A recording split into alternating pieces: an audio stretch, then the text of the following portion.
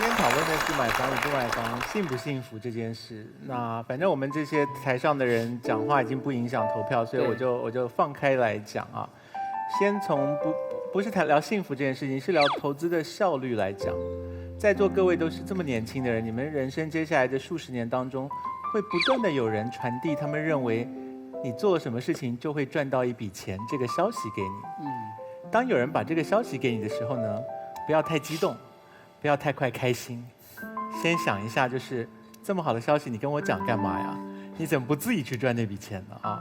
第二个就是你要想想看，你是在这整个食物链的哪个位置？如果连你都知道这件事情了，地球上还有几个人不知道这件事？如果地球上的人90%都知道这件事了，还赚得到钱吗？如果赚得到钱，那就地球上90%的人都赚得到钱了，不会发生这件事的啊！所以，如果有人跟你说买房吧，买房会赚钱。那你要好好的做功课，你不能就这么听了。有人跟你说买股票吧，买股票会赚钱，你不能就这么听了。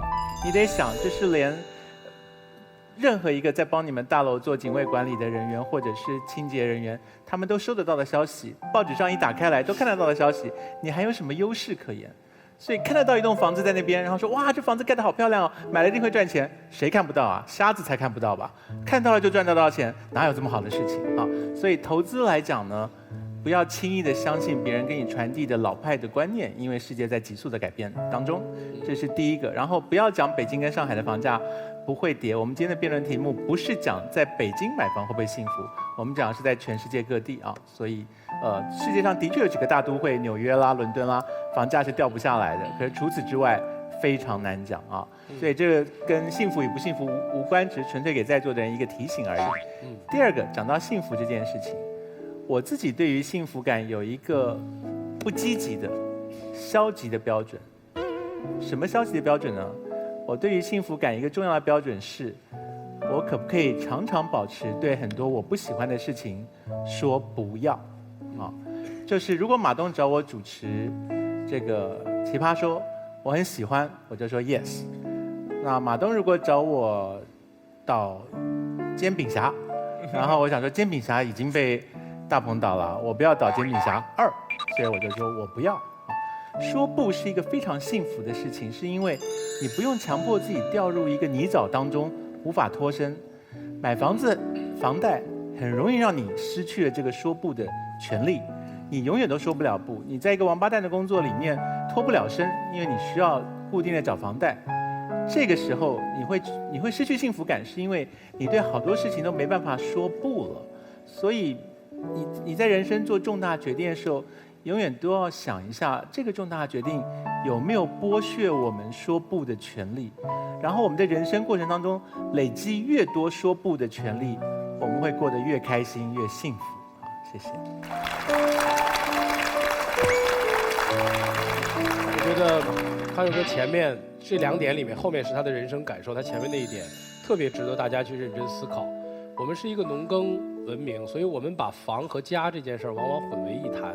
我们家这个字儿，汉字的家这个字儿，都上面有一个宝盖儿，好像指的就是一套房子。但其实底下是一只猪哎。对，就是以前的人都是下面就是养猪，然后住在上面的房子里。对，我做过汉字英雄，所以我知道这个典故。你是反给我开你玩笑吧？但是在很多不同的文明或者不同的国家里面，他们把这件事分开，就是 home 是 home， 但是房子是不动产。所以对不动产是一个投资概念。我今天在一个自由市场里，我可以买房，但我可以卖房。所以我今天买房并不影响我的生活，因为我把我的房贷放到我的房子里。但是哪天我想卖掉，或者我想搬家，我可以1年卖2次房。只有在我们现在的有些政策里面，不允许你买房和卖房，才使我们的选择变得更加复杂了。但这不是重要的。买不买房，我的观点是随便。大家好，我是不想要花力气拍电影，只想要电影直接票房就卖10亿的 KK 康。大家好，我是不想辩论，只想听这康永和马东辩论的 JJ 金星。我是最不希望《奇葩说》第2季结束，因为我已经没有广告费可挣了的 MM 马。在我们真正的决赛的开始的时候，让我们郑重的骑士给大家介绍一下，我们这个团队是 KTN。让我们热烈的掌声欢迎10亿票房导演、屌丝男神大鹏。谢谢大家。嗨，大鹏，那个上一期对你欠我们一个问题没有说啊，你特别多的感受，然后你要现在要我说吗？对，请啊。因为是这样的，我很认真的讲，其实，我有点后悔来参加这个节目。我本身是一个网络节目的创作者啊，大鹏得不得？已经多少年了？2007年到现在已经有8年的时间，一直就没火过。对，这个节目是中国第一个互联网的说话的节目，但是我来到这个地方之后，我非常的自卑，我非常自卑。我上一期简直，我看到大家这个唇枪舌战的时候，金星姐一直在看我，我所有的表情基本上都是，我心脏真的受不了啊！我把这个理解成一种赞美，谢谢大鹏。没有。我想说的是什么呢？因为《奇葩说》这个节目让我看到了更多会说话的人，因为在这里我感觉到了我自己的一些欠缺，所以我决定退出主持界。不会吧？再说一遍，老贾。我决定退出主持界，就是在这里决定的。真的？对啊。以后大家将不会看到我主持的任何的一个节目了啊！为什么？不为什么呀？因为我10亿导演了，我干嘛要主持啊？我拍戏啊，太讨厌了！我拍戏啊，我当导演啊，好不好啊？哎呀，以为他谦卑，结果在嚣张呢。对，我也在这宣布一下，我退出电影界。虽然我从来没有拍过，我还是可以退一下的。我绝对退出辩论界。我真不适合辩论。别人以为金姐到这节目来肯定会来个大战的哈，但错了。我是个特别能聆听者、能表达观点那个人，但我绝对不适合跟人辩论。那这样，那康永哥，你就是这个，你也宣布退出康熙算了。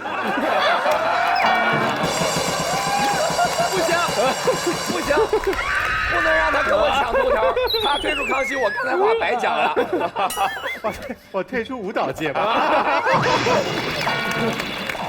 好，既然这种情况下我们都退出了1届啊，现在是4届，一会儿再加上前面这4届，我们就刚好是8届。鼓的好长。第2季眼看就要结束了，那么多欢声笑语啊！但是回顾看看所有参加场上的这些比赛的这些奇葩们，我觉得第2季可能我感触最多的是第2季有那么多的出乎意料。因为我们做这个节目，但是有太多出乎我们意料的结果，我觉得这才是这个节目最有魅力的地方。康永哥也是跟我们一直走完第2季，您感受呢？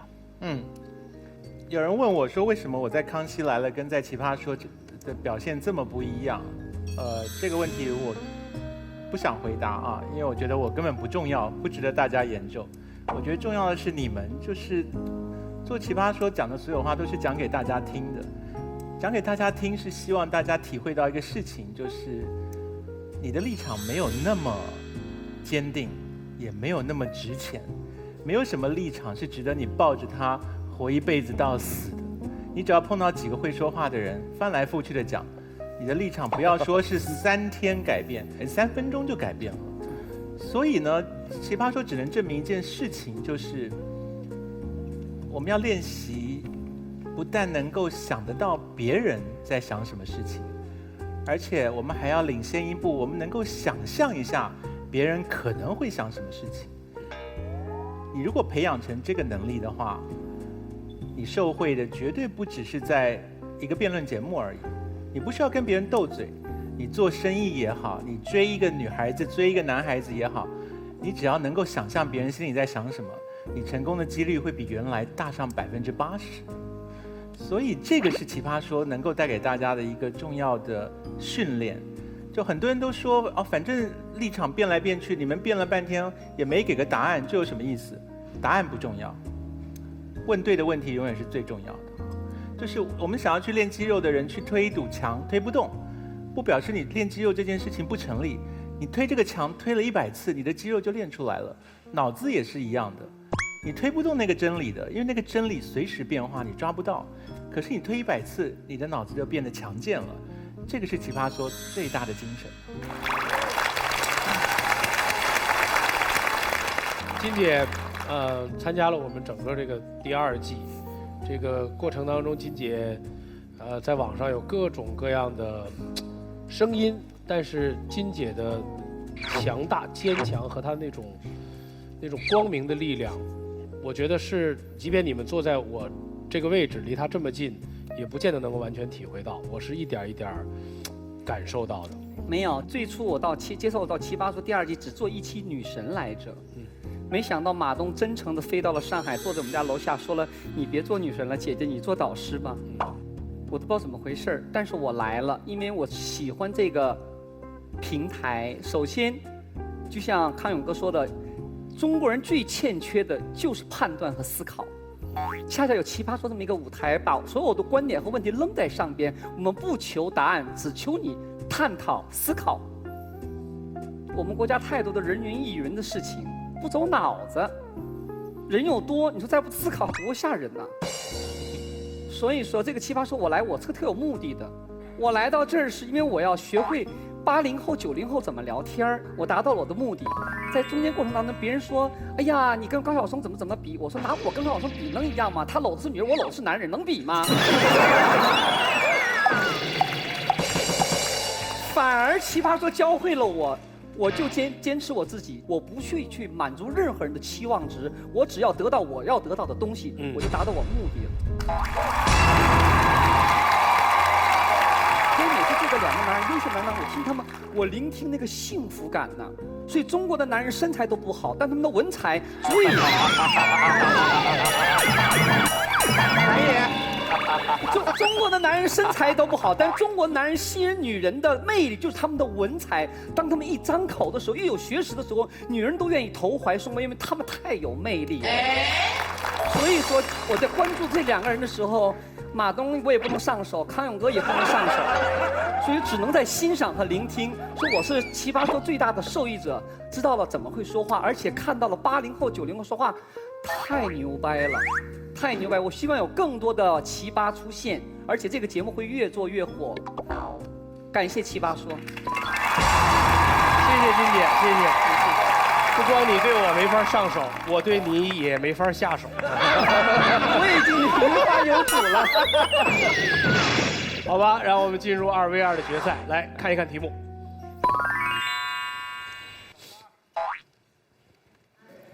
何老师听一下刚才帮金姐广告了啊。好的，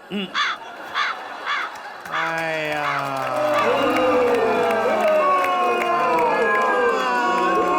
念广告。哎，我觉得在1季节目里面，我给我们的赞助商花里胡哨、花式吊打的念了这么多广告，我就忘了一回，不行吗？最后要结账的。不行，最后要结账。我最终决定还是不行。所以不管周邦威你在哪儿，站起来。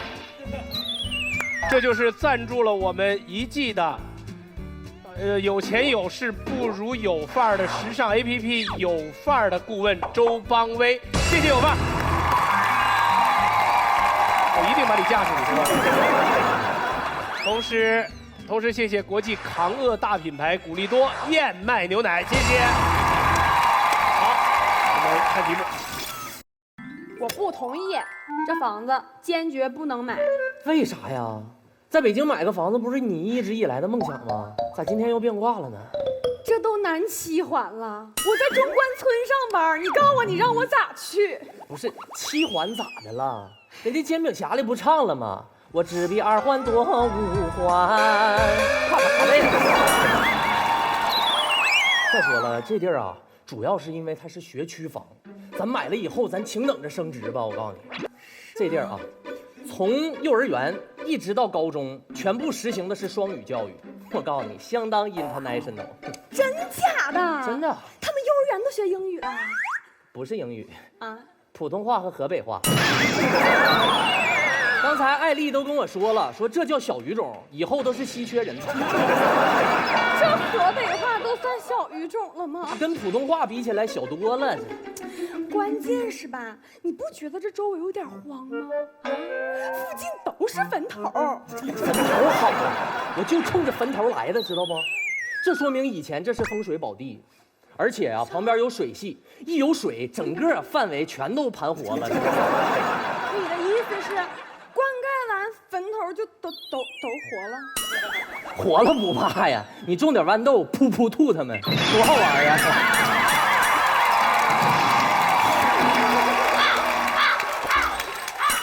好玩个屁嘛！万一要没种好，咬死我咋整啊？你这人就你干啥非得要买呀？关键是你现在买啊，优惠幅度是特别大，有买有赠的。你买它那个5平米的小户型，哎，买1层赠你地下18层，纯唠嗑我告诉你。 5平米，地下18层，对啊那不是口井吗？你井一打出水来以后，咱就修个游泳池，我告诉你，咱要打出石油来，咱俩就发了。你说的太有道理了，是不是？还是不能买，为啥呀又？因为咱俩可以租。你这有钱买房子还非得租？我告诉你，首付其实也不贵，2700多万就买了得了呗。租1年才2700块，这性价比有点低是吧？但是你看啊，你买了以后，是不是你就有安全感了？你可拉倒吧！5平米我能啥安全感呢？你进屋就是墙，铜墙铁壁的，多安全。再说了，你进屋就上炕，咱俩多幸福啊！你说的吧是有点道理，是不是？但是我也有我的想法。你啥？你想想哈，咱俩要是买了这个房子，就只能住这儿了。而我期待的是有不同的生活体验。咱们省下这笔钱，是不是能去环游个世界啥的？你我2人，去个平谷啊，去个密云呐、去个房山呐、去个怀柔啊，多幸福呀！你这叫环游世界呀？你这叫京郊1日游。其实你说的那个环游世界，我也向往，但问题是，我定金都交了，10万块钱人家不退咋整啊？你说什么玩意儿啊？你别着急，我试着要啊。你啥意思啊？我要是能要回来，我就要回来；要不回来，咱就买得了啊。你跟我商量吗你？要不回来你就不用回来了。朋友们，我只想问一句：买房和不买房，到底哪个更幸福呢？好，听不出来了。买房不买房，哪个更幸福？非常开放式的话题，但是却是用来考验最终奇葩的非常好的题目。正反方，你们在大家的见证下面，上一期里面都自己选了，没办法。那我们应该是请现场的观众来进行你们的投票。正方，买房更幸福；反方，不买更幸福。请按键。进入总决赛的4名奇葩抽签确定持方后，展开2v2对决，胜负由现场观众的跑票数量决定，落败一方整体淘汰，获胜一方的2名奇葩将进入终极决战。看来还是买房的人多呀。好，71比29。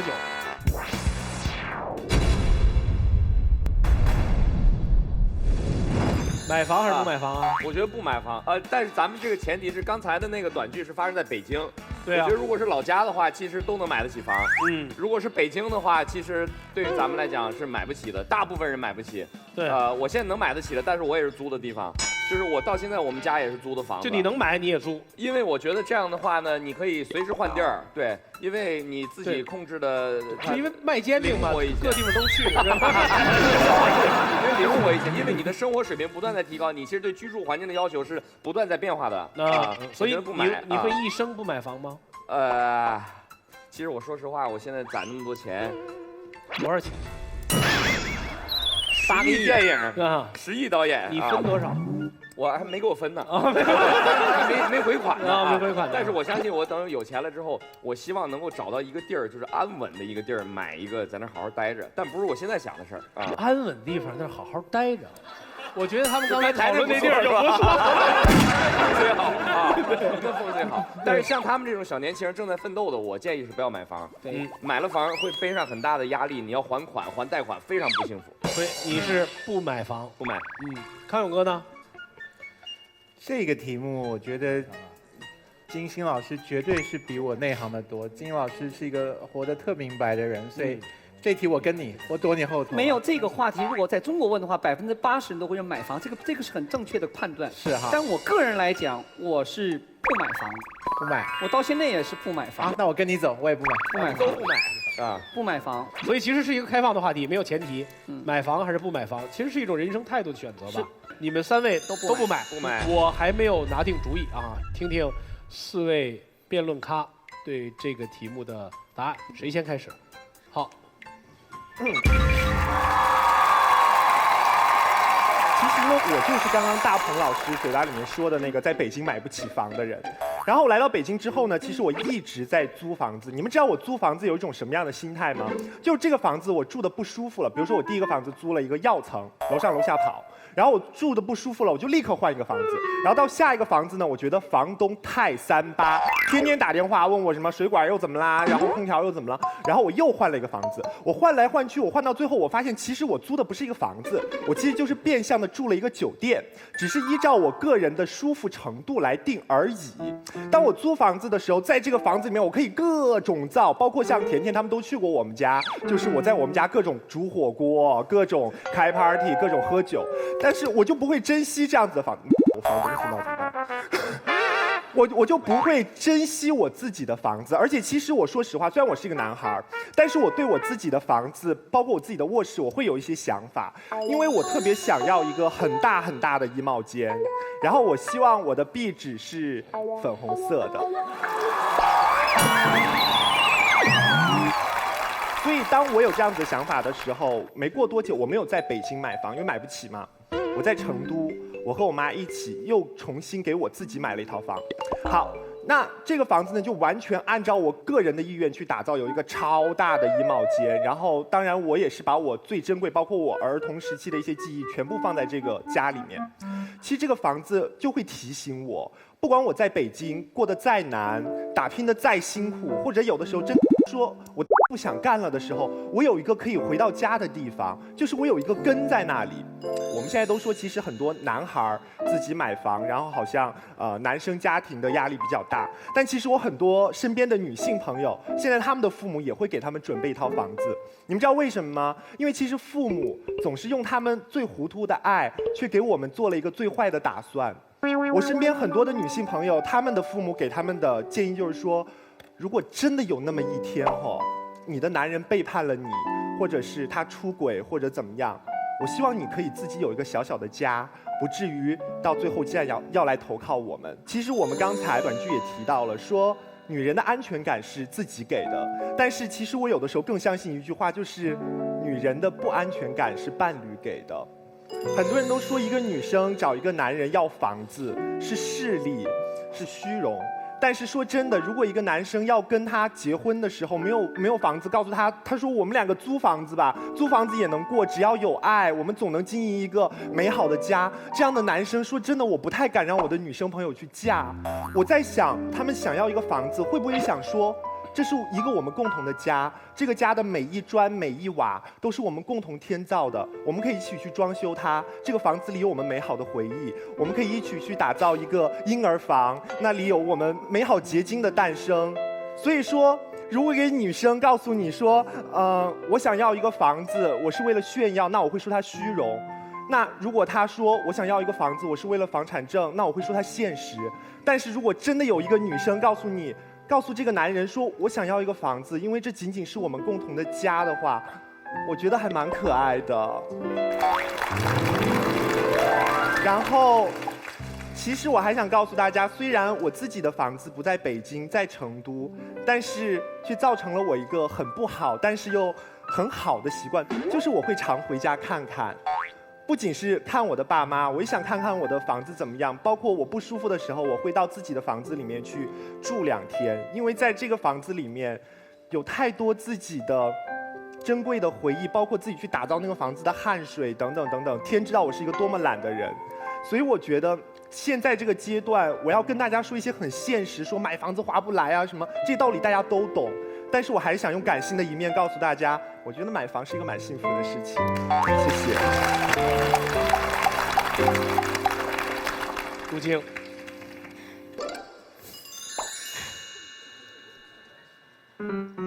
潇刚才讲了一个故事，他觉得他买房是一个很幸福的事情，但这个前提是建立在潇潇现在火了，他红了，他有很多的钱，所以买房子对他来说就像买一个玩具。他以前没有这样子的钱，所以他现在有钱，他可以在成都买一个很大的房子，在里面，我就根据你刚才的那一个论点，好吧，他相当不错了，现在没有到很有钱，但他也买了一个房子，建了一个超大的衣帽间，加上粉红色的壁纸。但你想想，如果不是每一个人都像潇潇那样，如果我们现在只是刚刚好可以买一栋房子的头期钱付了，我告诉大家，我没有办法做一个超大的衣帽间，我可能连一个衣帽现在也比较难买了。不是每一个人都可以像潇潇那样有一笔很大的钱，让他为自己打造一个梦想的家，他想象中很好的房子。如果有这一笔钱，买房是一个我休闲之后可以做的事情，当然买房没有问题。他第二点说，父母会送孩子房间之类的，也是。如果有别人送我房子，我怎么可能会觉得这不是一个幸福的事情？但是我们现在讲的不是送房子，也不是说我们现在有很多闲钱可以买房子，是在我们刚刚年轻人的时候，刚刚出来工作有了事业，到底应不应该买房子？我觉得不应该。为什么？很简单，你想一下，买了房子要还房贷，那是负担。房贷在手，它让我没有办法去做任何其他的事情。我小时候，我妈妈常常讲这一句话，她很喜欢我有一样喜欢的事情，因为如果我有一样喜欢的事情的时候，她就可以知道怎么控制我。因为我很喜欢辩论，所以如果我一不做她想要我做的事情的时候，她不让我去参加辩论活动，这样我就不可以不做了。如果你不去做功课，你不可以去辩论活动。如果你今天不早点睡觉，你不可以去参加比赛。所以我很乖，功课我照做，活动我照参加，因为我有喜欢的事情。如果今天我在我最年轻的时候，我买了一栋房子，因为要养这一栋房子，因为我要还房贷，我没有办法这么潇洒了。今天公司不好，我能不能不做？不能，因为我要还房贷，我不做工，我转行，我现在跑出去创业，房贷又要还，创业又要给钱，怎么办？所以房子这个时候不是变成一个幸福的事情，它反而变成了我烦恼的事情。因为这个房子牵绊着我，它是我喜欢的房子，是我想要的房子，但是也不能不否认，这个房子现在在绑住我。年轻的时候，我们要做的不是买房子，是追逐自己想要的快乐跟幸福。但是这个时候，这个房子偏偏就阻碍了我追逐幸福的路。第二点，潇潇告诉我们，有了房子才有了根，一个根才会让我们有归属感。但是我们觉得房子不是根，家人才是根。家人在哪里，家就在哪里，不是地在哪里，你家在哪里。如果我们把我们买的那栋房子当成是我们的根，其实我们觉得是绑住了自己。你想一下，如果好像刚才那篇小片一样，他住在七环，他买了一栋7环的房子，这样他所有的朋友圈、生活圈、交友圈就会绑在7环了。你想一下，再怎么喜欢坐火车，再怎么喜欢搭地铁，再怎么不怕堵的人，他也没有办法在中关村上班，在7环住，来回通勤好几个小时，是吗？其实我不知道中间花几久，还蛮远的，对的，蛮远的，还蛮远的，蛮远的。你交一个女朋友，如果住在中关村，你每天送她回家，搭几个小时的车，然后她回了家，你还要自己回家，再搭几个小时的车，这也太累了。就是说，你的根，你的房子决定了你旁边所有的据点，这时候你更加跑不了了。所以我们才讲，买房子，这真是要考虑多一下。我其实讲完了会很突兀吗？很好啊。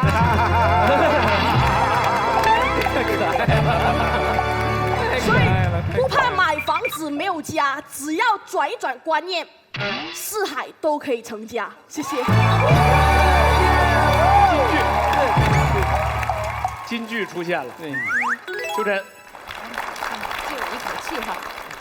作为一个没有房子的人，我要论证买房更幸福。我觉得论证成功了之后，我就更加不幸了，这是一个巨大的。好，刚才如今跟我们说呢，他说买房子有诸多的麻烦。那其实按照我们答辩论一般的那个做法来讲，我也可以例举不买房子的诸多麻烦，基本上是比不出来的。我可以试一下给大家看哈。他说买房子你要去贷款，所以你会有这个负担。可是你贷来的款你还掉，那个钱就是房子啊，那是你所拥有的东西，对吧？可是我租房子呢，我那个钱交给了房东，打水漂了。你以为现在在大城市里面租个房和供个房钱差很多吗？不差多少，差那么一点点而已。差别就在于买房子你那个贷款的钱到头来是你的，可能还会增值。可是租房子那个钱呢，就打了水漂了，没有了。这是一个例子。然后第二个例子呢，你说买房子你会有很多牵绊，可是牵绊难道是一件特别不幸的事情吗？牵绊是一件幸福的事情啊！我现在叫什么？我这种人叫什么？我叫做港漂。现在有很多人叫做北漂，为什么叫漂呢？无根的人不幸福，有牵绊，有家人，有财富，是一件幸福的事情。你又说啊，这个买房子吧，然后会跟你增加很多的麻烦。你看吧，我要装修它，我要维护它，那个家具吧，我要非常小心，都不知道是我是它的主人还是它是我的主人，等等等等。没关系，可是租房子呢，你不敢在墙上敲一颗钉子，然后你不敢买好的东西，都是特别残破的玩意儿。我现在在香港待了8年，然后我的破床啊，天天塌。我不是一个很重的人，真的就用太久了。所以麻烦都是一样的，我们怎么比较？我们要比较的是，你选择买房或不买房，你选择了哪一种麻烦？你有什么能力去选择你所谓的买房那种麻烦？而这种能力是你幸福的证明。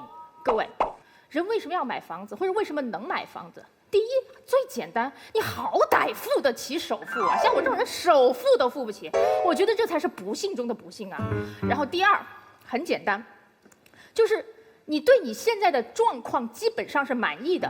为什么？你说买房子对我是一个巨大的束缚，可是如果现在我不觉得是一个束缚呢？我觉得北京这地方超好，你们嫌弃它都想走，我觉得这地方很好啊，对吧？然后你觉得天涯何处无芳草，可是我就单恋这一枝花，我有家人，有非常稳定的女朋友在这里，我为什么不买房子呢？这个状态证明了我做这个选择，我现在心里是安全的，我有安全感。我对自己的现状满意，而且更重要的是什么？我无所畏惧，我不怕你所说的那种麻烦，这才是真真正正的幸福啊！我不想告诉你，买房子那个房子会让你幸福，因为我不想告诉任何人，就是一样东西是你幸福的钥匙，这个东西没有。但是我想告诉你的是，买房子是一个选择，而且是一个过程。为这个过程去奋斗的所有你付出的点点滴滴，这些东西会让你更加幸福。谢谢。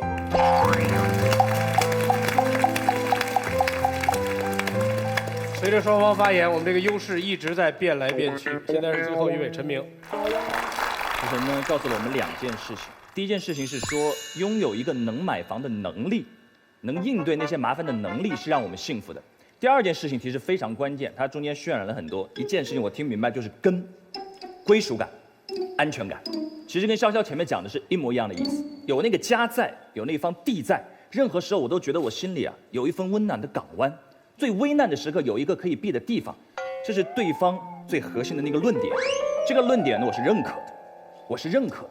今天这个题目说买房和不买房哪个更幸福，说白了就是2种价值观嘛，2种不同的幸福观而已。一个觉得买房更幸福的人，在他心里根和安全感是更重要的，这没错吧？一个选择不买房我去租，对他来讲好奇，对这个世界的好奇，对他来讲这份自由的追寻是更幸福的。这是2种不同的幸福观而已。所以这2种幸福观既不分对错，也无关高下，这是我们现在社会上每一个人心里有的那种观念。但是我想在这里要讲的是什么呢？是我希望大家可以稍微往下走一步，想想看这2种幸福观是怎么来的。或者换一句话讲，为什么刚才在第一时间拍的时候，我们发现其实大家是一个缩影，更多的中国人可能心里都会觉得有房的那种安全感对我们来讲更重要。这是由我们的历史决定的。农耕文明就是这样，农耕文明是一个安土重迁的文明。我们那块地是我们最重要的那块地，是我们赖以生存的地。地旁边的那个房子和那个村庄里相对封闭的那个村庄里的亲缘关系，就是我们所有心理根属和依赖的来源。世界上还有一种民族叫做游牧民族，蒙古族，他们逐水草而居。哪里有丰茂的水草，哪里有湛蓝的天空，哪里有草原，哪里就是家。不是哪一块草原是家，是草原就是家。这也是一种价值观，这也是一种生活态度。这两种观念在历史上也分别存在，当然也无关对错和高下。可我在最后想说的一件很简单的事情是，在今天，在一个互联网时代，在一个商业文明的时代，我们越来越进入了一个偏向于精神上的游牧民族的时代。换句话说，曾经的游牧民族是逐水草而居的话，今天我们的青年人，我更希望倡导的一种价值观和生活方式是逐精彩而居。因为那一块地，唯一那块我们可以依赖的地和我们赖以生存的那块地，在今天这个商业文明当中是不复存在的。我们的工作机会，我们在一个大公司里工作，今天在北京公司有一个我很好的职位，可能明天上海分公司就需要我，而后天广州公司让我更加的能够大展所长。而正如刚才如今所说，如果你一旦早早的把根扎下，这个自缠绕就会让你未来的1到20，在笑什么？在这个你自己给自己设下的这个缠绕，会在未来1到20年，你紧紧的捆绑住你的手脚，让你错失非常多的精彩。而在今天这样一个并不是农耕文明的时代，我们没有哪一块具体的地需要我们去找到那个根，而真正的根，如今已经告诉我们了，就是家人和亲缘。如果想，潇潇，如果你真的想，妈妈在成都，常回家看看，那一套房子有或是没有，我坚信绝对不是影响你回家脚步和频次的原因。有那套房，没有那套房，妈妈在，你一定会回去。秋晨也是一样，今天你在香港工作，拥有那么棒的机会和生活。如果明天美国、欧洲有更好的设计师、更好的设计所向你伸出橄榄枝，我也不希望在香港几10平方米的土地束缚了你整个人生的精彩。互联网的时代，沟通如此的便捷，没有哪块地是我们价值唯一的支点。那么，不如试试看，转换一下我们的幸福观，放飞一下自己未来的精彩，也许能带来一个截然不同的人生。谢谢大家。继续。是精神上的游牧民族，对吧？是。所以有没有房子不重要，对吧？对。所以有房子为什么能牵绊住你呢？有房子什么？再说一遍，我没有听得太清楚，不好意思。精神上的游牧民族意味着什么呢？就是有没有房子都不重要。那既然有没有房子不重要，你说的那些坏处又在哪里？好，很简单，因为房子贵。因为当我倾注了大量的机会成本在一件事情之上，我没有那么洒脱去离开自己投入了那么多的地方。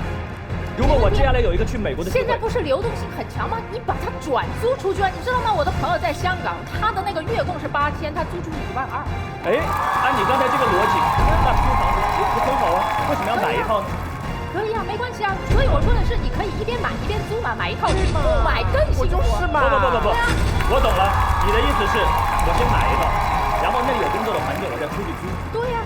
有什么关系呢？我们是比较的买房和不买房啊，对吧？又不是比较买房和租房。你知道，如果你不买，我可以既买房又租房，我还买2套租2套。如果不买这套房，你知道在那儿能租一套多大的 house 吗？它是我们所有事情的一个牵绊。我知道在投资领域，你投资一套房重不重要？那就要看地段，那要看时间，那是个更复杂的问题。可是你买了一套房之后，在你在香港砸下重金那套房，对你未来的影响是心理层面的影响，不一定是具体经济层面的影响。能理解这个意思？完全不能理解你什么意思。我只知道谁能够牛在香港买个房子，我不知道在北京是怎么样，你知道吗？香港一栋普通的别墅，你知道别墅多少钱吗？1个亿呀，各位，1个亿你买得起那个房子，你敢说不幸福？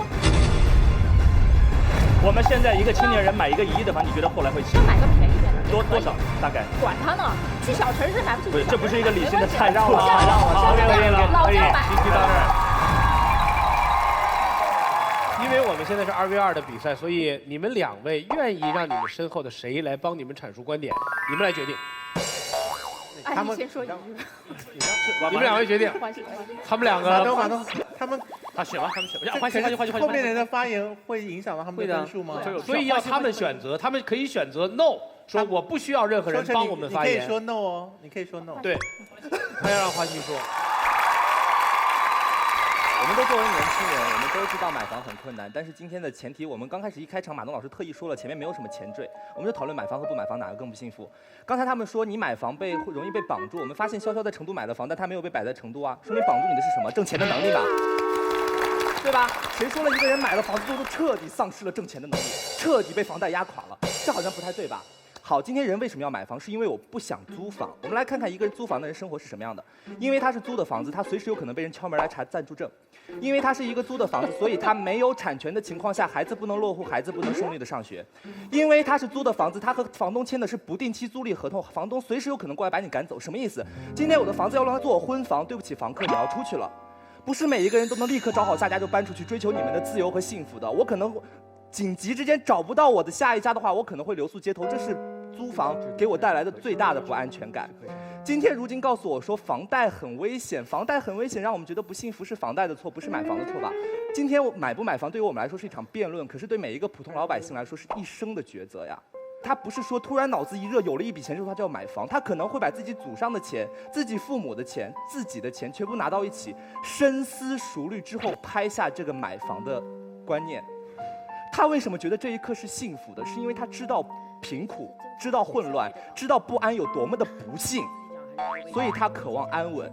所以今天你我作为年轻人，我们好像都低估了幸福的重量。所以我说买房是幸福，是因为租房漂泊太不幸。谢谢。其实前面这4个人都无所谓，花溪你赢了。微微，其实啊，就个人层面而言，买房更幸福还是不买房更幸福，完全是一件因人而异的事情嘛，对不对？所以这个时候你们每个人选择的时候都会很难。而我们今天探讨这个辩题的意义在于什么呢？是在于安全感的由来到底是由哪一种对人生的投资策略形成的？什么意思？很多人希望有房子，像对方所说的那样，这是我的家，这是我的根。当我不行的时候，当我痛苦的时候，我可以回去避一避。所以安全感来自于它可以帮你抗风险。当你在外面遇到不幸的时候，这是最后一道救命的绳索，栖息的港湾，对不对？那么过去的时候，人是怎样获取这种安全感呢？买房置地购金条，对吧？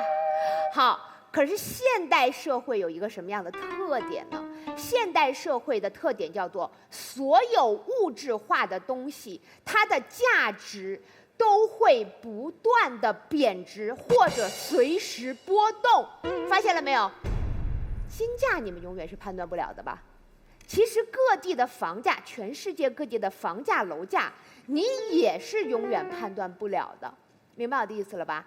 所以你在一个商业流动极快速的社会里，去投资一个价值不稳定的资产，这是一件很危险的事情。OK， 那么投资什么？如果我们不买房的话，投资什么更重要？很简单。商业社会最重要的是自身的知识和能力。你把买房的钱拿去游学，拿去做生意，哪怕你拿去健身或者是整容，它都不会随着外部的变迁而发生任何的改变，它是一辈子跟着你走的。所以，当你遇到危险的时候，你的脸还在；当你遇到社会变动的时候，你健康的身体还在；当你去到任何国家的时候，你花钱学来的知识还在。我们不是乌龟，没有办法背着房子抵御任何的风险。我们是一条活生生的人，所以我们只能带着自己去闯世界，自己是安全感和抗风险的来源。没着急，要由他们2个来决定，不是由我来决定。你们还有最后一次发言机会。说吧。谢谢你的信任，谢谢。我就说3点，就3点。第一，我为啥一定要说？刚陈明提到游牧民族，老子游牧民族。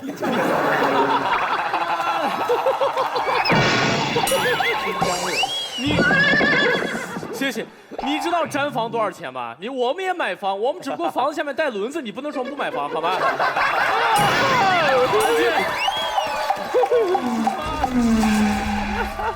太冷了。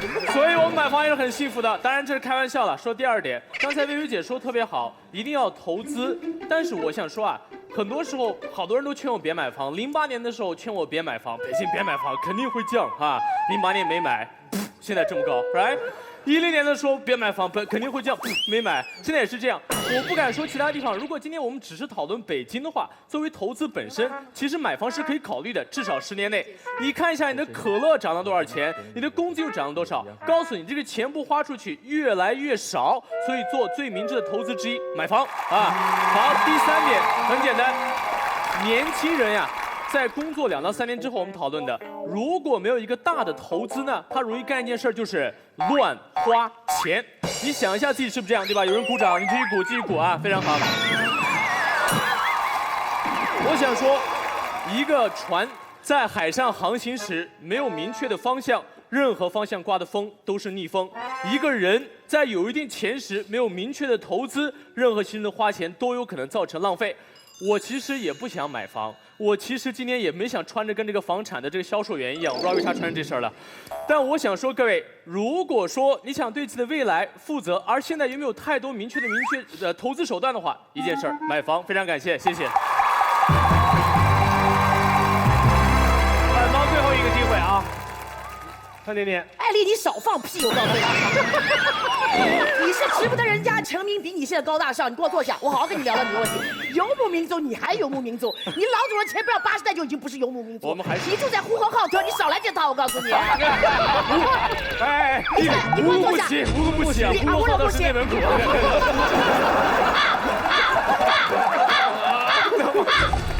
不要骂是。像这种人啊，典型的就是以这种教育人的身份来教育别人，什么跟。我做到这个。你到北京来，北漂了以后，你现在住的什么情况？你告诉我，2500块钱跟人合租住在北面，是不是？我将来要买啊，现在。将来为什么你不买？因为你要养你的妈妈和你的妹妹，是不是？对啊，对。那你告诉我，你的幸福感来源于什么地方？来源于我对我。你是不是在养育你的父母的过程中，你产生了幸福感？因为你现在没有买房，你把买房的钱去养育你的母亲，是不是？我现在好。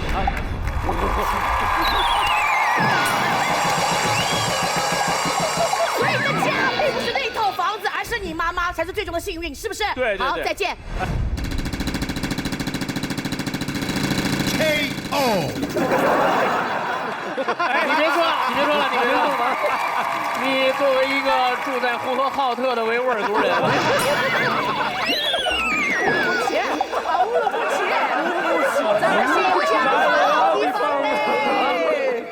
你这跳的是藏族舞，这啥意思？梁老师。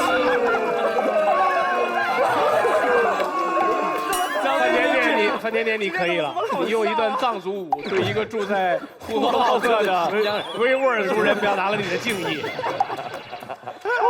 这样吧，太牛了。最后5个数，大家做出最后的选择。红蓝键，5、4、3、2、1，凝固。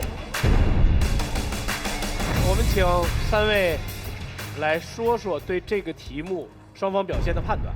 我觉得大家最后投出来这个结果，其实我真的很失望，大家能投出来这个结果，就是证明着年轻一代的你们竟然还在这里提倡买房。像刚刚的小夫妻，他们2个人那种状况，你们让他们买房买到南7环外面，你们就等于是害了他们。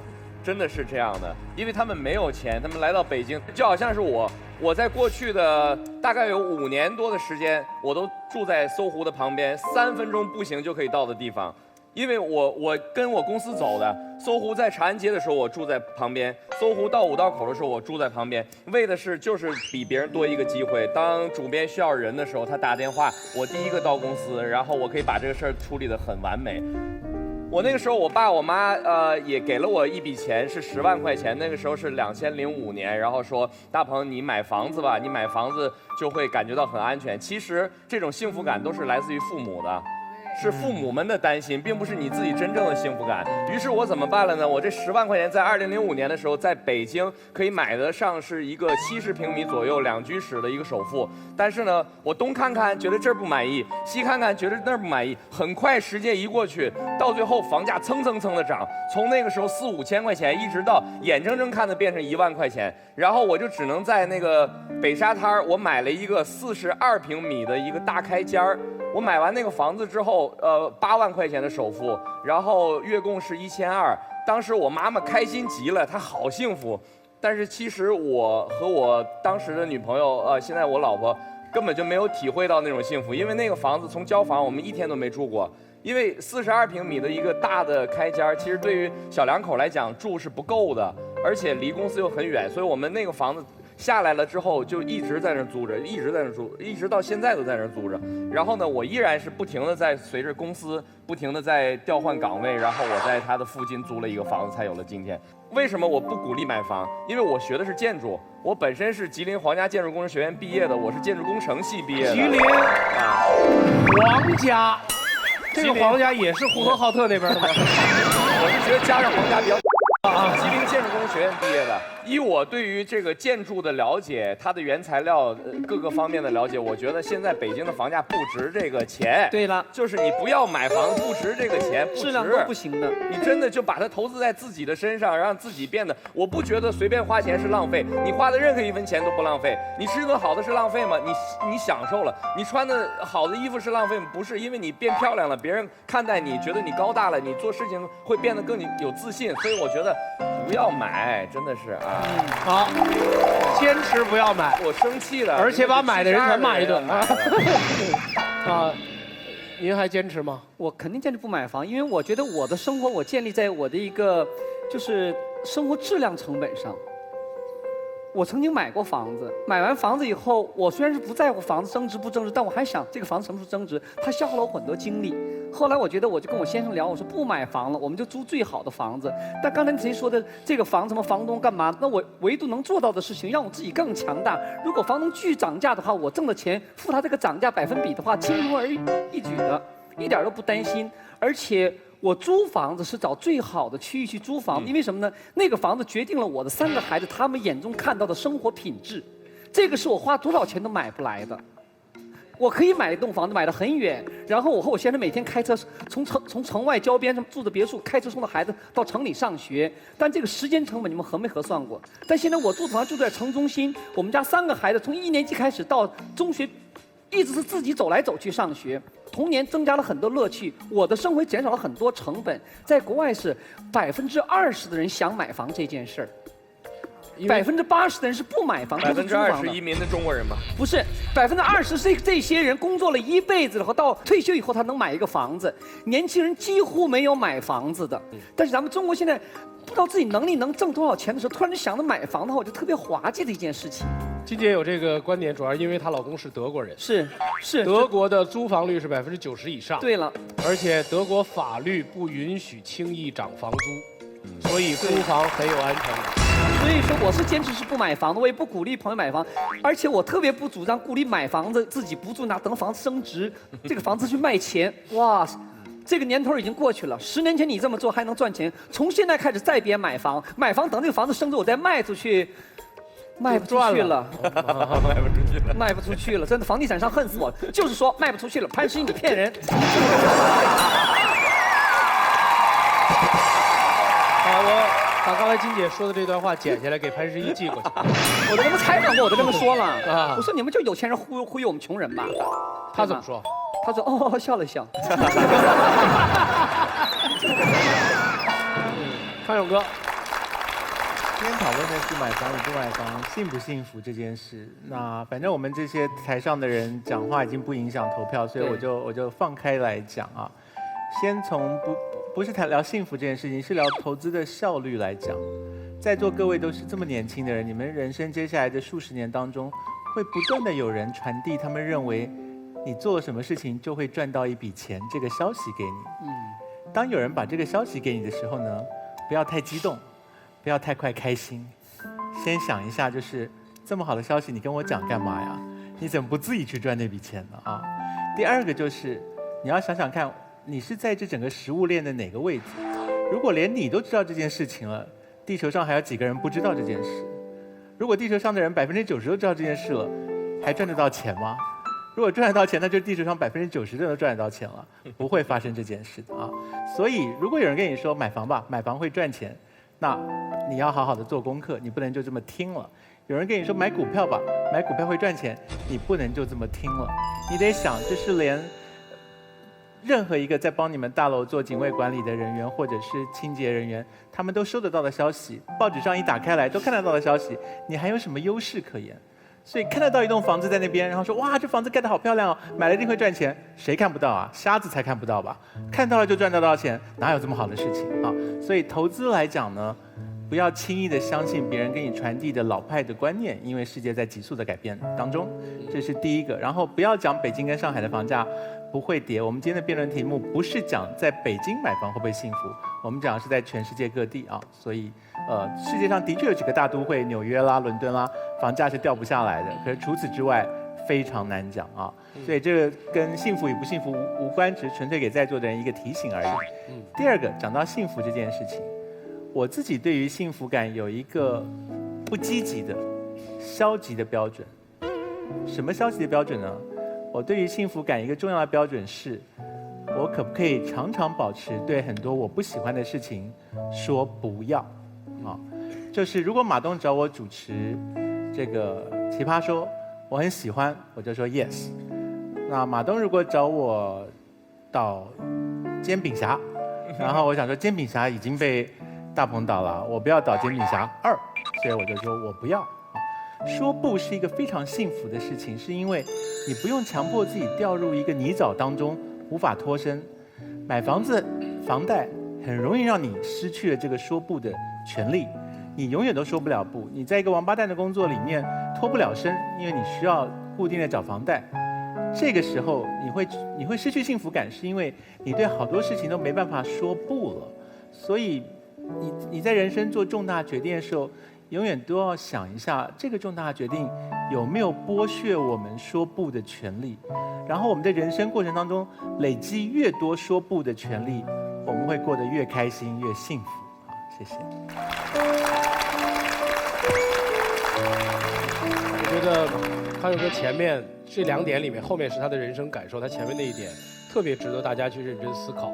我们是一个农耕文明，所以我们把房和家这件事儿往往混为一谈。我们家这个字儿，汉字的家这个字儿，都上面有一个宝盖儿，好像指的就是一套房子。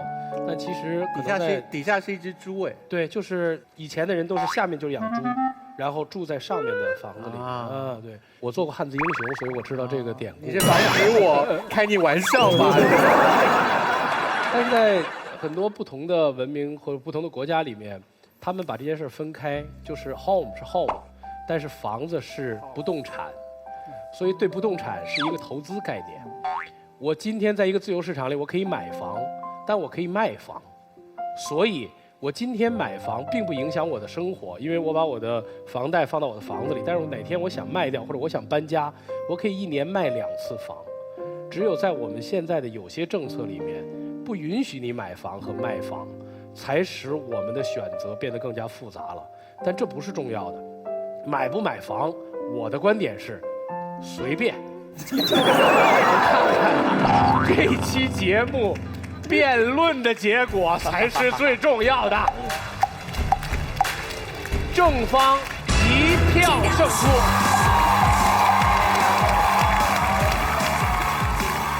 买房子是一个选择，而且是一个过程。为这个过程去奋斗的所有你付出的点点滴滴，这些东西会让你更加幸福。谢谢。不管我在北京过得再难，打拼得再辛苦，我有一个可以回到家的地方，就是我有一个根在那里。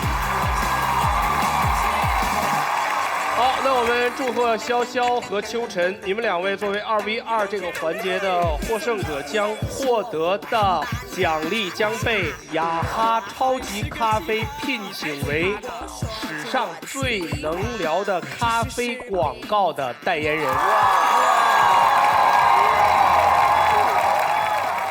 最后1v1正反方的抽签，从康永哥和金姐手中来决定你们的正反方。2名奇葩抽签确定持方后，进入1v1单挑环节，最终由现场观众票选出第2季最终的奇葩之王。每人选一个偶像吧。康永哥，谢谢。好，秋晨选择的是康永哥，正方，谢谢。金姐选择的是反方。好，准备10分钟。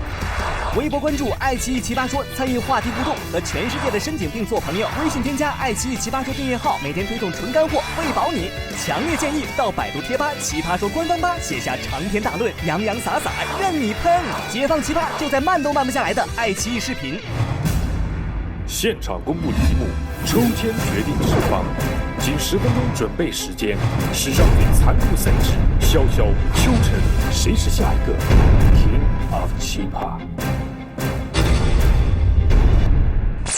欢迎大家和我们一起在这个现场见证《奇葩说》第2季最后1v1的决赛。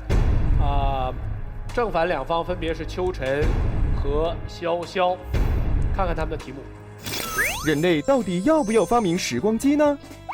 在侃爷还是小侃侃的时候，最喜欢的动画片就是哆啦 A 梦了。除了这个蓝胖子实在太萌之外，无数亮瞎眼的奇妙道具，任意门、竹蜻蜓、记忆面包，想着想着口水都要流出来了。但是最令小侃侃心驰神往、夜不能寐的道具，永远只有一个，那就是可以时空旅行的时光机。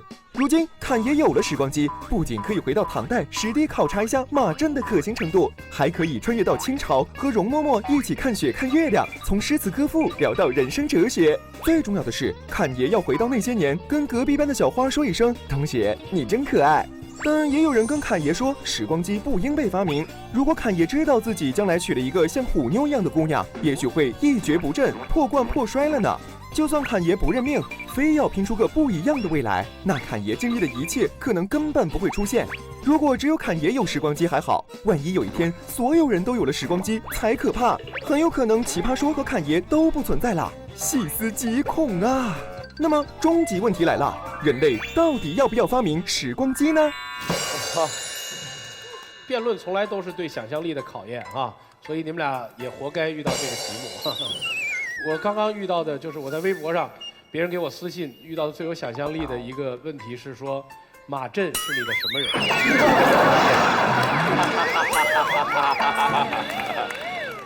马云是你的什么人？总比马震是你的什么人？他们俩都跟我没关系，但是马震跟马云可能有点关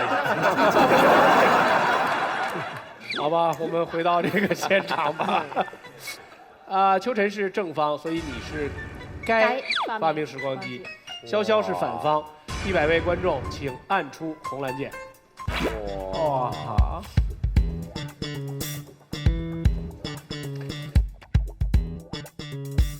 48比52。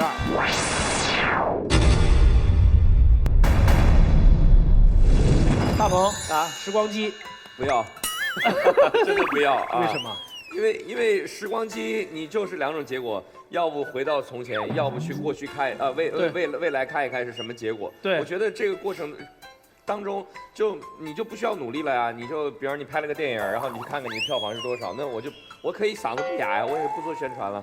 就是这个失去了我们经历过一次这些事的魅力，所以大鹏下一部电影，下一部每件事情都是根据这部10亿电影的对，其实就是算命，有很多人喜欢算命，其实我就从来就告诉我身边的人，我说就不要去算了。首先我不相信它会准，但即使它是准的又怎么样呢？它只是一个心理暗示，它就能去指导你的行为吗？这件事儿做人还不是应该自己去亲身的体会一下更美好吗？所以你在你的屌丝男社里面经常穿着一个破棉袄在一个算命的。对啊，所以里面的一切都是我想讽刺的对象。好，康永哥，你今天带了那么多的工具，你是要发明时光机吗？我是想帮这些破碎的心修理一下。时光机我希望它被发明，那可是我希望限制每个人使用的次数。比方说，如果我们每个人一生只可以限制1次，而且是在他人生结束之前使用1次，我觉得大概那个人过完他的一生的时候，他希望去看看未来或者是过去的某一个时代，他有这个机会。我觉得这是一个对我们死亡的一个好的解放。金姐呢？我还是觉得不该吧。我连脑洞都不能打开的，怎么可能呢？所以说，我是跟大鹏说，我相信算命的，但我不相信有时光机。我是不相信算命的。哎，我特相信算命的。我不相信的。上次金姐告诉我们，她前生是七仙女，都有。对。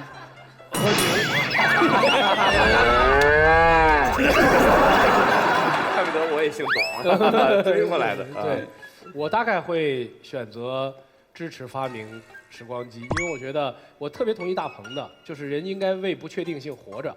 就是你管它呢，以后因为有不确定性，所以世界才更好玩。但是发明了时光机以后，我觉得更好玩，会让我们的不确定性更多。好，我们正反两方，该不该有时光机？剪刀石头布吧。对，输的人先。再见。剪刀石头布。好了，秋晨开始。好的。我们说人类应该发明时光机，其实不仅仅是一个脑洞大开，让我们去想象的一个议题，它其实是很有现实意义的。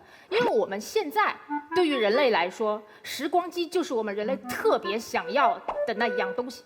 可是对于过去的人来说，他们也有这样的命题啊，对吧？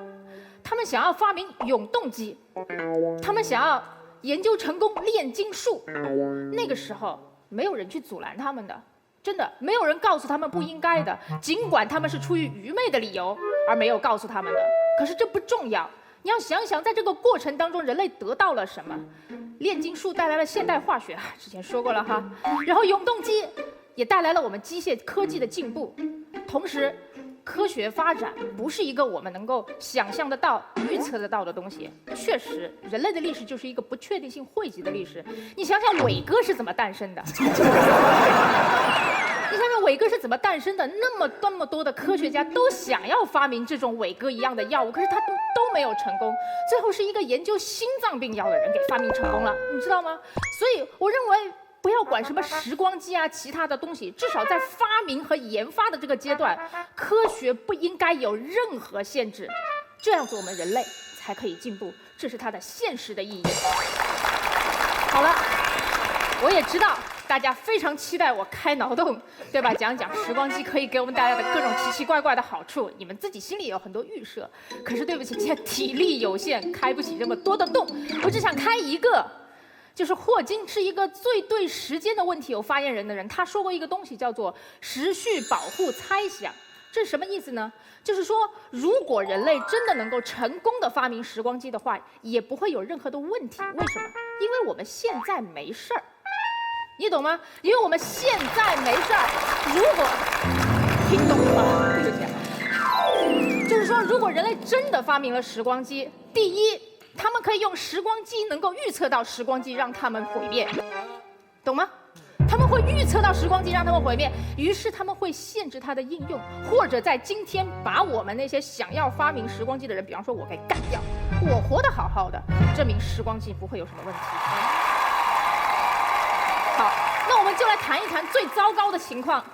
地球的毁灭好了，对吧？大家都好怕地球的毁灭，可是让地球毁灭的理由不要太多。各位，你可以拦住科学家不要发明时光机，你拦不住自己，浪费水、浪费粮食、破坏环境、使用空调，你都拦不住。地球毁灭的方式太多了，人类其实非常紧张和非常焦急的要去研究时光机到底是为什么？因为我们的地球是社会早已在毁灭的边缘，我们有危机感，所以我们要发明这个东西啊。这是孤注一掷，你懂吗？而且就算这个东西救不了我们，我可以告诉大家，时间真的是人类社会上最伟大的奥秘。带着这个奥秘的答案去死，我认为也值得。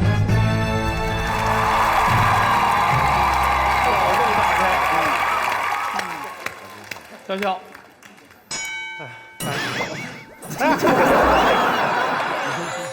真的蛮累的。你是怀孕了吗？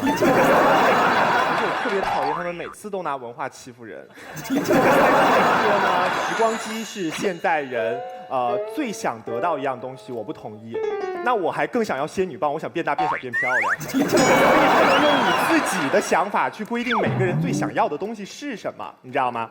那为什么我觉得时光机不要发明呢？因为我还是相信这个世界上没有后悔药可以卖的。因为如果有了时光机，我觉得我们将没有进步，没有惊喜。我们会一直像在玩电子游戏一样，我们一直游戏存档。比如说我过去某一个时刻，我觉得不是很完美，比如说为什么我会跟我的女朋友分手，到底问题出在哪儿？我坐时光机回去看一看，是不是我们就可以又重新在一起了呢？但是大家真的知不知道，有的时候正是因为这些失败、这些不美好，才成就了我们。第二，我想说的是，刚才秋晨开了一个脑洞。他说去毁灭那个创造时光机的人，但是我们设想一下，沿着他那个脑洞继续发散，如果真的有这样一台时光机，它已经被发明出来了，那这台时光机我们要给谁用？给谁用都是一个问题。如果全世界人手一台时光机，成本太高，而且会世界大乱，对不对？但是如果我拥有了时光机，我不表示我不会做一些坏事儿，那这个时候我可能就是世界的大魔王，你们谁都阻止不了我。因为如果你们试图阻止我，就像秋晨说的嘛，我立刻坐时光机回去把你杀死，对吧？那其实我们很多时候呢，特别讨厌听我们的父母唠叨，因为我们就说别用你的经验来教我们怎么做人，因为我们喜欢未知的惊喜、未知的冒险。但是如果有时光机的话，我觉得我们的人生会像一本教科书，一个继承的事实，这其实是很可怕的。就好像如果我发现我的未来不够美好的话，那我现在是不是游戏存档，我去改变我的未来？但是有一句话叫做“塞翁失马，焉知非福”。我想告诉大家的是，有的时候福兮祸所依，很多时候作为我们人类来说，我们更喜欢是在失败中吸取经验、吸取教训，而不是在失误中改变结果。哎，好了，就这么多了，烦死了，累死了。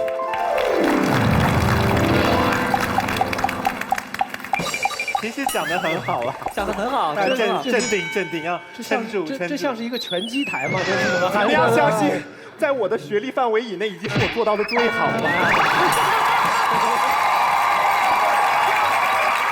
秋晨，我也给你加油。好的。我是一个辩手。是的，真的，潇潇是一个辩手，真的。好。好。那个潇潇问我一些问题，其实我真的是答不了的，因为时光机还没有发明出来，不知道该怎么办。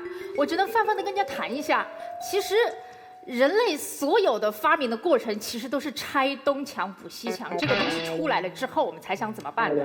如果我们用现在的经验，如你所说，用老人家的经验，我们现在的经验去限制科学家的研发的话，那其实我们永远不知道未来是什么样子。你刚才说的很好，我们人类最喜欢的东西就是未知。你知道最大的未知是什么吗？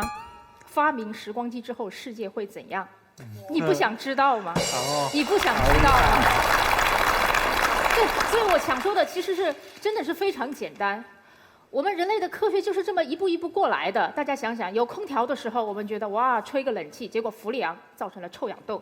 好，我们把氟利昂换掉，接下来全球变暖。是不是？接下来我们再想其他的东西去补前面的，其他东西去补前面的，这样不好。但是这是我们人类唯一逃脱不了的宿命。你知道，我们用时光机可以逃脱很多不好的宿命。我承认不可以人人都用，对吧？这些政策我现在不想谈太细，不知道嘛，到时候再说。可以，我们可以用它逃脱想象中很多的灾难和宿命。唯一逃脱不过的宿命是什么？就是我们人类永无止境的好奇心和对未来的探索。各位，不要限制发明，就这么简单而已。谢谢。我哑口无言。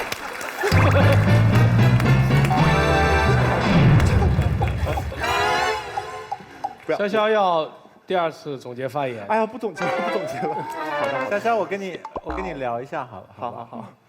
刚刚那个秋晨都是在聊未来的事情嘛，所以他说了很多值得好奇的未知啊，也许可以预先知道一些灾难能够防范了啊。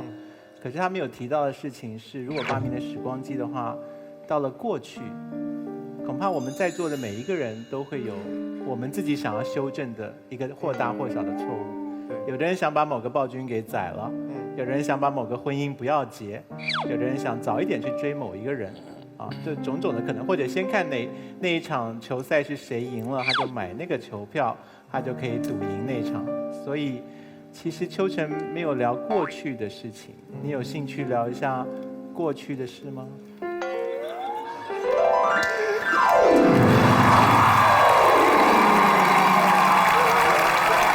怎么能把把奇葩之王给康永哥。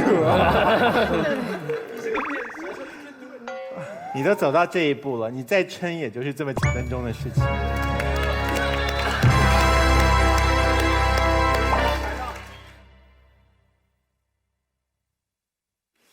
这个过去啊，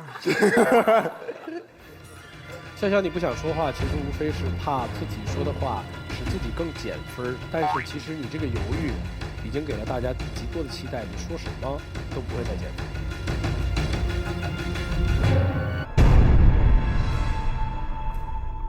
为什么你要在最后的时候有一点泄气？那就是因为这个，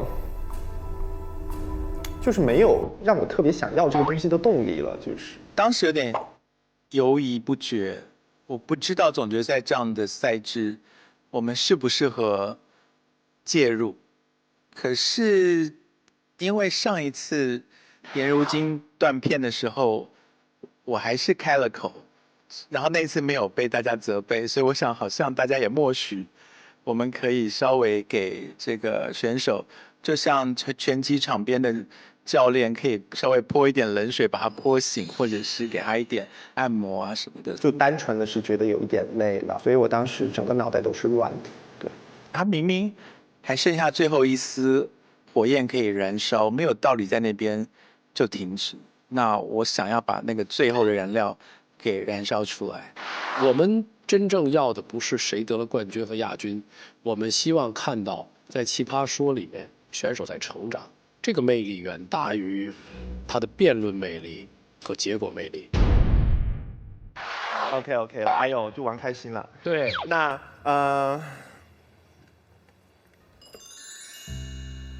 其实有的时候我觉得很多后悔的事情对我们来说是一件特别美好的回忆。就要说家里面的事，这样好吗？说嘛，没关系。因为我妈曾经跟我说过，她说，如果我早就知道你爸爸有病的话，当时我不会生下你，所以可能我今天连坐到这里跟你讨论时光机的机会都没有嘛。那我觉得我们现在很多人，包括我们在座各位，会不会有一种可能，我们其实生下来是一个父母的失误或者错误，就是如果知道，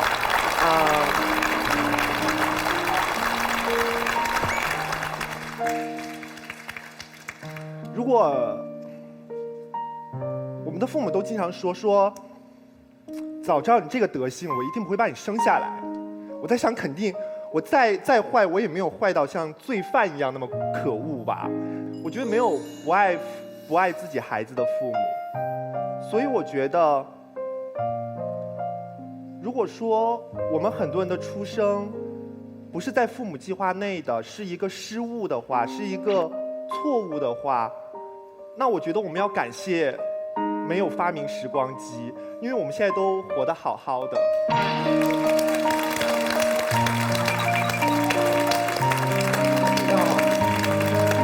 好，谢谢大家。其实，辩论到最后，你可能不知道为什么自己会去选正方还是反方。我也不觉得他们两个是典型的辩论，但这可能也就是这个非常严肃的辩论节目《奇葩说》的魅力。它给了辩手特别多的空间，但也给了奇葩绽放的空间。我数5个数，所有人做出最后的选择：5、4、3、2、1。我们看最终的胜负之前，请允许我把广告念完。广告就是这样的东西，越在讨厌的时候，它越值钱。非常感谢一直以来赞助我们的喝了才能愉快聊天的雅哈咖啡，狂拽炫酷哪儿炸天的东风标致308S， 吃了就变豆豆。谢谢你们，谢谢你们伴随我们走过了奇葩说第2季，让我们看一看第2季的奇葩之王。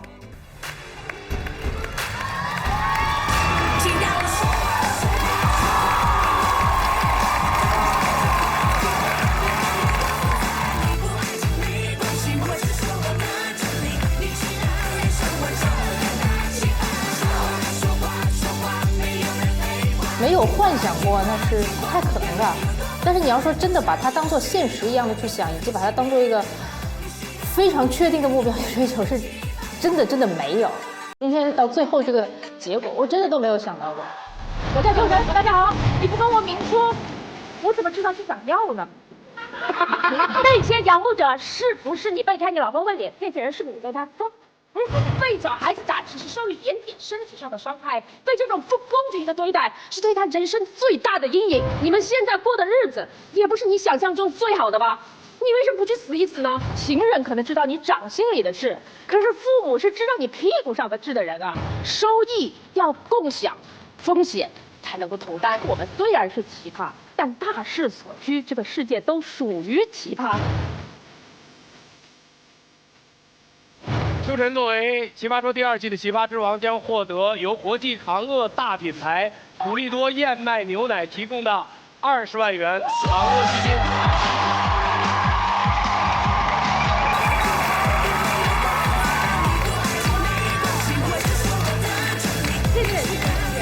谢谢。买房。我好像不买又对不起全人类了一样。谢谢老师，谢谢。发明时光机，投资时光机。谢谢司男神大鹏来到《奇葩说》第2届的决赛，谢谢丁晶姐，谢谢康永哥，谢谢所有的观众伴随我们走过《奇葩说》第2季，尤其感谢有房有车不如有范儿的时尚 APP 有范儿冠名赞助《奇葩说》，下一期再见。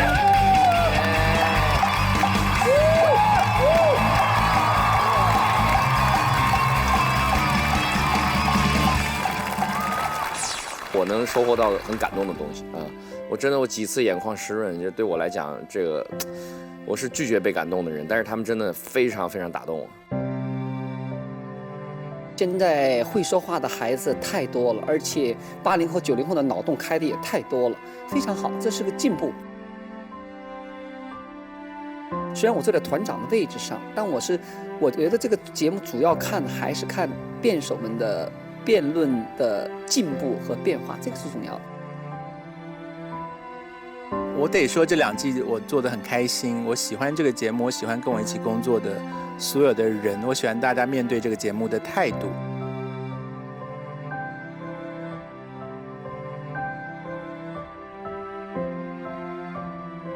我甚至认为很多明星到了这个节目里面来的时候，表现出了他们平常没有表现出的那一面。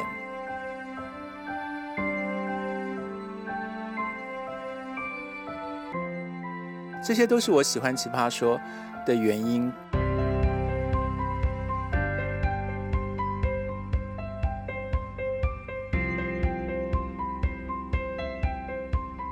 大家很多人都知道我从爱奇艺离职，然后爱奇艺的 CEO 龚宇在接受采访的时候，他也说马东的离开不会对《奇葩说》有任何影响。他说的是非常对的，我还会一直的工作在《奇葩说》，只要《奇葩说》存在，我就在。所以奇葩不散，马东还在，大家放心。